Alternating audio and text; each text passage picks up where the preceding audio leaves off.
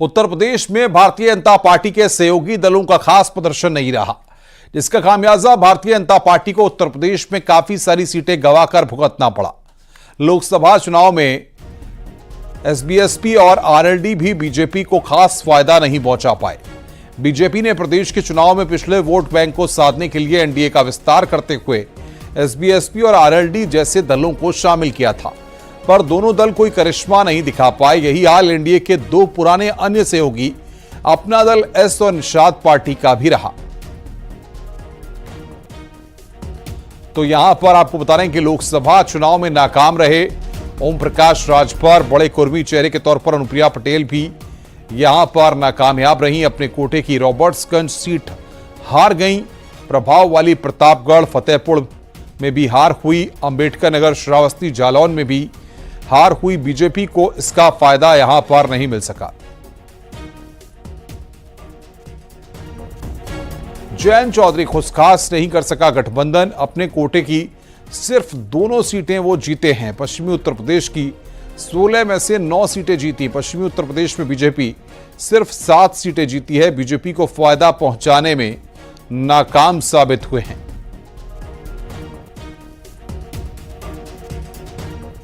संजय निषाद, चुनाव में निषाद पार्टी का खराब प्रदर्शन रहा। संजय निषाद के बेटे प्रवीण निषाद हारे। निषाद वोट को जोड़कर नहीं रख पाए। एसपी की तरफ शिफ्ट हुआ निषाद वोट। चुनाव में निषाद पार्टी का खराब प्रदर्शन देखने को मिला।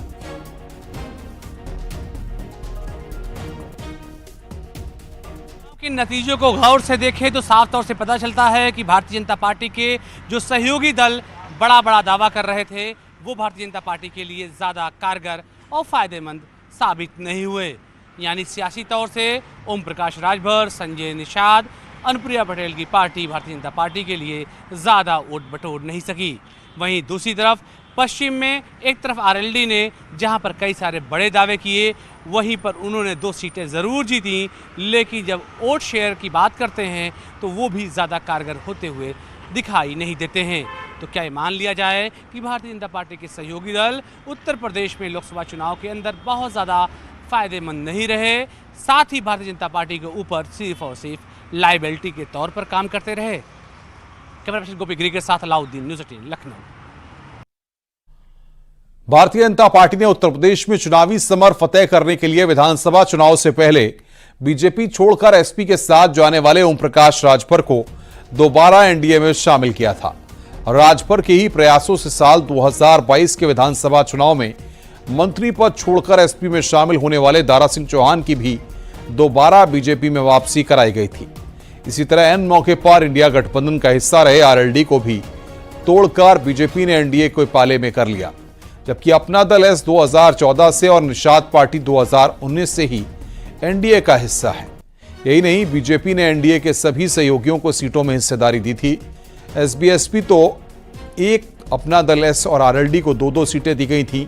वहीं संजय निषाद के सांसद बेटे प्रवीण निषाद को दूसरी बार संत कबीरनगर सीट से उतारा गया था, लेकिन सहयोगी दलों का सहयोग बीजेपी को नहीं मिल सका।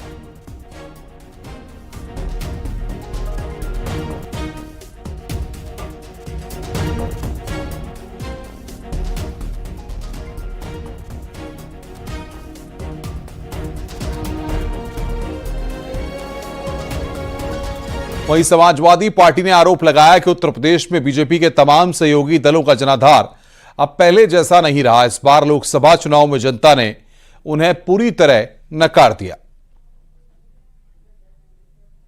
देखिए, समाजवादी पार्टी इंडिया गठबंधन जो है लगातार सड़क से लेकर के सदन तक पीडीए परिवार की लड़ाई, पीडीए की आवाज़, दलितों, शोषितों, वंचितों की लड़ाई जो है वो सदैव लड़ता रहा है। और जब से ये लोग भारतीय जनता पार्टी के ये लोग घटक दल बने, इन्होंने पीडीए की रफ्तार को उन्होंने धीमी करने का काम किया। इनको ना दलितों से, ना इनको गरीबों से, ना नौजवानों से, ना पीडीए से, ना शोषितों से इनको कोई वास्ता नहीं रहेगा। इन्होंने उनसे बहुत दूरी बना ली, जिसका खामियाजा आज की तारीख में इनके, चाहे संजय निषाद जी की पार्टी हो, चाहे अनुप्रिया पटेल जी की पार्टी हो, चाहे ओम प्रकाश राजभर जी की पार्टी हो, उसका खामियाजा इनको भुगतना पड़ा। उत्तर प्रदेश की देवतुल्य जनता ने दिखा दिया।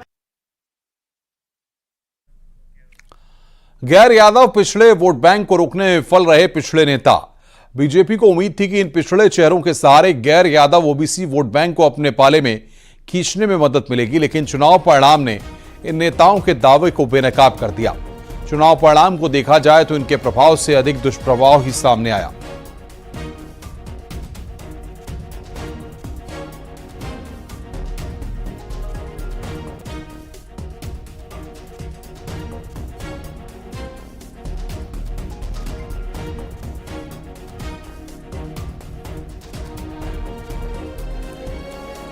एसबीएसपी के अध्यक्ष ओम प्रकाश राजभर ने मऊ में समीक्षा बैठक की।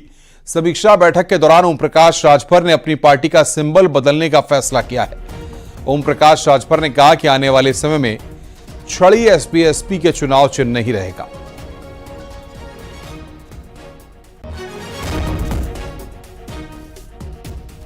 अपना सिंबल बदलना है। बोलो कितने लोग तैयार हो, जरा हाथ उठाओ। आज से हम लोगों को अब छड़ी अपने दिमाग से निकालना है, ठीक ना? अब हम लोगों को उसका नाम नहीं लेना। अब आगे आने वाले दिनों में हम लोग चुनाव आयोग का जो फ्री सिंबल घोषित होता है उसमें से हम लोग बैठ करके चिंतन करके उस सिंबल लेके आ रहे हैं जल्दी 1 महीने के अंदर। तो फिर उसका हम लोग प्रचार करेंगे, क्योंकि हम लोग कई चुनाव में इसको झेले हैं। योगी सरकार में कैबिनेट मंत्री अनिल राजभर ने ओपी राजभर को सलाह दी है। अनिल राजभर का कहना है कि ओपी राजभर को अब सही मायनों में मंथन करना चाहिए। राजभर समाज के लोगों ने उनसे दूरी बना ली है। घोसी में निर्दलीय प्रत्याशी लीलावती राजभर को 45,000 राजभर के वोट मिले। बलिया में हमारे प्रत्याशी नीरज शेखर महज 15,000 वोट से हारे। ऐसा क्यों हुआ, उन्हें सोचना चाहिए।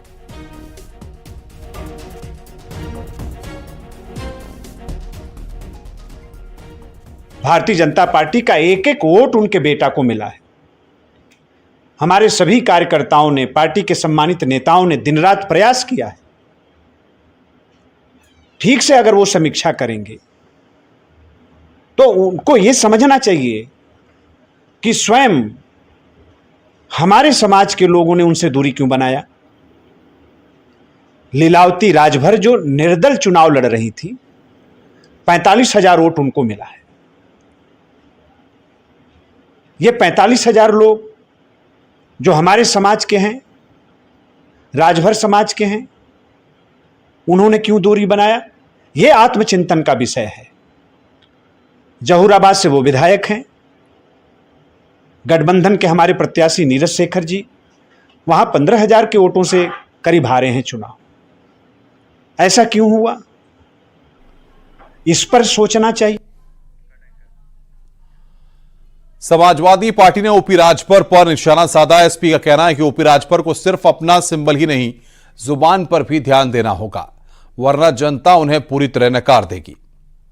ओपी राजभर जी को मुझे लगता है कि सिंबल के साथ साथ अपनी बोली भाषा पे भी बहुत कुछ बदलाव करना पड़ेगा। जिस तरीके से बोलते हैं उनको उस पर भी बहुत कुछ लगाम लगानी पड़ेगी, उस पर भी बहुत कुछ कंट्रोल करना पड़ेगा उनको। जनता पार्टी के सहयोगी घटक दल बने तब से इनके ऊपर जो है इस प्रकार के बादल लगातार छाए रहते हैं। और आज की तारीख में तो इनका खुद का बेटा जो बुरी तरीके से समाजवादियों ने वहाँ पर घोसी में इनको बेटे को जिस तरीके से हराने का काम किया, तो इस तरीके के सवाल जवाब उठने तो लाजमी। इस तरीके की अंदर खाने में बहुत सी चर्चाएं चल रही हैं कि ओपी राजभर जी को जो है मंत्रिमंडल से लोग बर्खास्त करने की बात कर रहे हैं।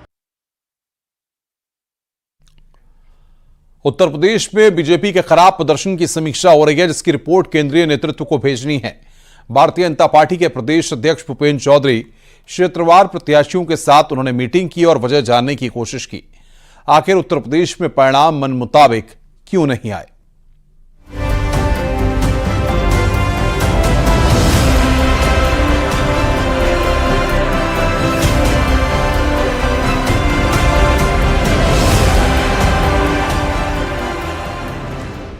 उत्तर प्रदेश में 2 लड़कों की जोड़ी ने जिस विजय रथ को रोकने में सफलता पाई, 5 सांसदों वाली पार्टी ने जिस तरह सबसे ज्यादा नंबर हासिल किए, उस परिणाम पर मचे घमासान के बाद बीजेपी में इंटरनल फीडबैक लिया जा रहा है। बीजेपी के प्रदेश अध्यक्ष क्षेत्रवार ये जानने की कोशिश कर रहे हैं आखिर कैसे चुनावी परिणाम उलट आए।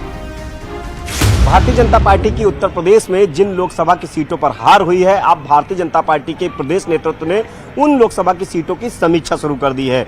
यही नहीं, भारतीय जनता पार्टी का जो वोट प्रतिशत पूरे उत्तर प्रदेश में कम हुआ है, उस कम हुए वोट प्रतिशत को लेकर भी भारतीय जनता पार्टी ने समीक्षा शुरू की है और इसको लेकर भारतीय जनता पार्टी ने आज एक बड़ी बैठक की। इस बैठक में कानपुर और बुंदेलखंड क्षेत्र के हारे हुए सांसद, इसके अलावा भारतीय जनता पार्टी 2 स्तरीय जो समीक्षा कर रही है, उसमें हारे हुए जो प्रत्याशी हैं भारतीय जनता पार्टी के, उनसे बातचीत कर रही है। चुनावी परिणाम को करीब 10 दिन हो चुके हैं, लेकिन बीजेपी अब तक किसी निष्कर्ष पर नहीं पहुंच पाई। हालांकि उम्मीद से इतर प्रदर्शन पर मंथन लगातार चल रहा है। क्षेत्रवार बीजेपी प्रत्याशियों के साथ बैठक हो रही है। चुनाव में खराब प्रदर्शन पर रिपोर्ट मांगी गई है। प्रत्याशियों के अनुभव सुझाव पर मंथन चल रहा है। यूपी बीजेपी केंद्रीय नेतृत्व को रिपोर्ट भेजेगी। दरअसल लोकसभा चुनाव के नतीजों को लेकर यूपी बीजेपी पार्टी के उम्मीदवारों के साथ समीक्षा कर रही है।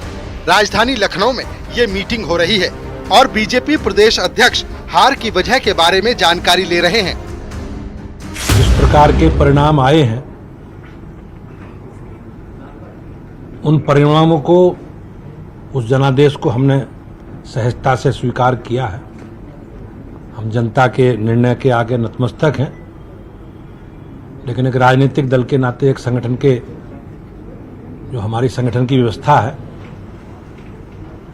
उसके अनुसार हम लोगों ने अपने सभी वरिष्ठ कार्यकर्ताओं को लोकसभा के अनुसार प्रवास लगाकर उन सब विषयों की समीक्षा करने का निर्णय लिया है। उन सारी सूचनाओं को, जानकारी के आधार पर हम लोग आगे बढ़ेंगे।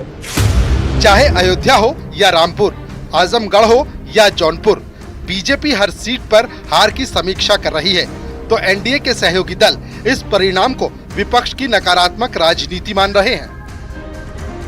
जिस उद्देश्य के लिए हम लोग एनडीए के साथ आए थे, उस उद्देश्य की पूर्ति का चुनाव था कि मोदी को फिर से प्रधानमंत्री बनाना था। उसमें हम लोग कामयाब हो गए।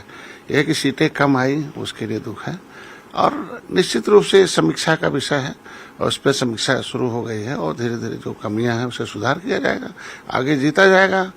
और एक देसी हमारे यहाँ कहावत है कि कभी कभी बबूल के पेड़ के नीचे भी आम मिल जाता है। तो ऐसा थोड़ी है कि बबूल आम फल दिया, समय आएगा आगे एक नैरेटिव सेट करके, झूठ बोल के, झूठ प्रपंच करके, जिस तरीके से लास्ट आवर में है, एडिट वीडियो करके, तो उसका फिर जनता समझेगी। जातिवाद का जहर जो है भारी पड़ा। भारतीय जनता पार्टी कोई एक संसदीय क्षेत्र की इकाई नहीं है। भारतीय जनता पार्टी पूरे देश की, हमारी विश्व की सबसे बड़ी पार्टी है। पार्टी इस पे जरूर गंभीरता से लिया है। हम पार्टी के वर्कर हैं, पार्टी के सिपाही हैं।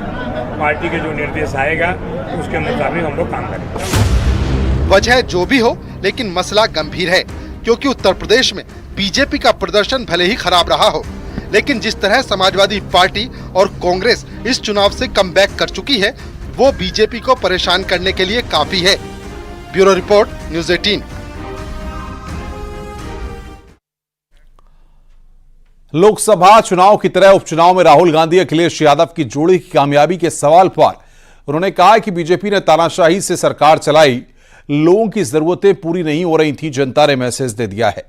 उन्होंने कहा कि इंडिया गठबंधन लंबे समय तक चलेगा, उपचुनाव ही नहीं, हर चुनाव में गठबंधन की तरक्की होगी।